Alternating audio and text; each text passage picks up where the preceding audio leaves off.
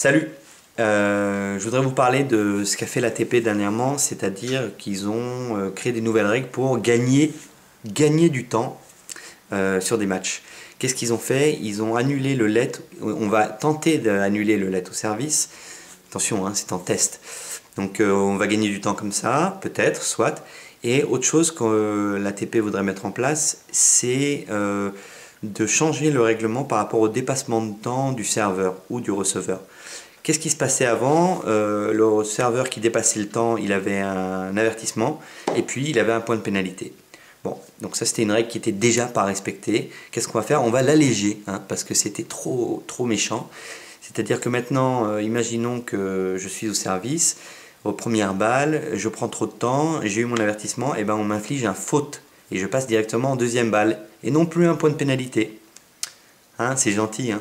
Ça sert à rien. Tout ça, ça ne sert à rien. De toute façon, c'est des règles qui ne sont pas appliquées.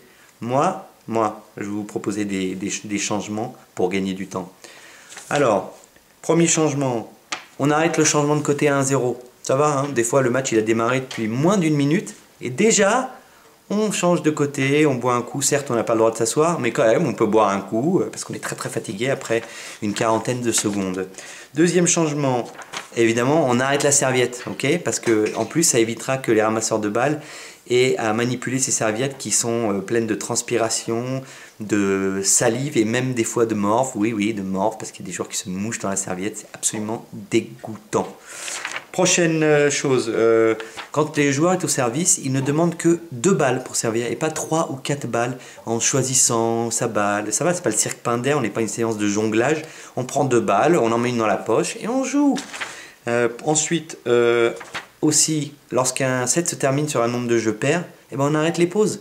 Parce que sinon, qu'est-ce qui se passe? Imaginons qu'on soit à 5-4, changement de côté, pause. On se lève, le joueur sert, gagne le set 6-4. On s'assoit, pause. On se lève, on joue le premier jeu, 1-0, on change de côté. Vous avez 3 changements de côté en 3 jeux. Vous avez imaginé le temps qu'on gagnerait si on arrêtait ces pauses et ces changements de côté inutiles? Ensuite, oui, tant qu'à faire, on n'a qu'à sanctionner réellement les dépassements de temps au service ou au retour. Et comme ça, on va commencer à gagner du temps parce que le joueur à qui on infligera réellement une sanction, eh ben, il ne va pas recommencer, c'est sûr et certain. Okay, donc arrêtons d'arranger le coup pour les joueurs et de mettre des arbitres qui sanctionnent pas trop. Non, prenons des arbitres stricts, mettons des règles strictes qui sanctionnent. Ça va faire mal pendant 1 mois, 2 mois, et puis après ça sera terminé. Ensuite, pendant qu'on y est, ah oui, très bien. Quand l'arbitre dit time, eh ben, le joueur il se lève et il va jouer. Et pas il se gratte le nez, il remet la bouteille en place avec l'étiquette qui pointe vers Jérusalem ou je sais pas quoi. Non. Time, on se lève, on va jouer. Ok, c'est plus carré. Aussi, on n'a qu'à supprimer le changement de côté au tie-break pendant qu'on y est. C'est plus simple. Si le joueur il se retrouve avec le soleil dans les yeux au début du tie-break, eh ben, c'est la faute à qui? C'est la faute à pas de chance. Basta. Et la fois d'après, ben, il aura le soleil dans le dos peut-être. Et peut-être pas. Et c'est comme ça. Mais changer de côté 3 fois, 4 fois dans un tie-break, des fois, là, on perd du temps. Oui, on perd du temps. On veut gagner du temps, gagnons du temps. Et puis bah, finalement, ma proposition, ma dernière, c'est comme au rugby, interdiction de parlementer avec l'arbitre sur une décision, sous peine de sanction. Parce que je vais vous poser une question, c'est quand la dernière fois que vous avez vu un arbitre revenir sur sa décision suite à une séance de pleurnicherie d'un joueur ou d'une joueuse?